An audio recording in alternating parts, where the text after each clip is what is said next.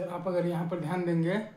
तो आपके पास एक ऑब्जेक्ट है जिसका मोमेंट ऑफ इनर्शिया है आई। इसको हम लोगों ने आगे की तरफ मतलब कि स्पीड दिया हुआ है v और एंटी क्लॉकवाइज में एंगुलर स्पीड दिया हुआ है v के ही डायरेक्शन में दिया हुआ है ओमेगा, और हमारे पास v is less than omega r है। तो चूंकि आपके पास v is less than omega r है तो जो बॉटम ऑफ जो पॉइंट है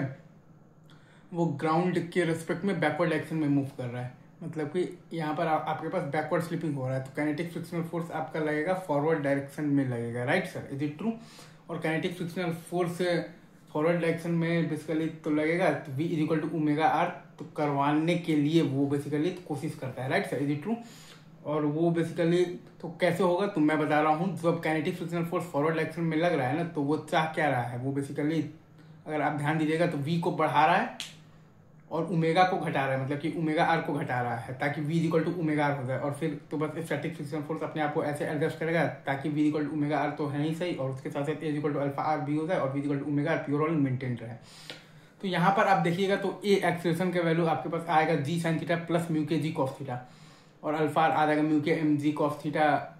into r square by I. तो आप देखिएगा तो a जो है वो आपका बेसिकली तो v को बढ़ा रहा है, right sir, is it true?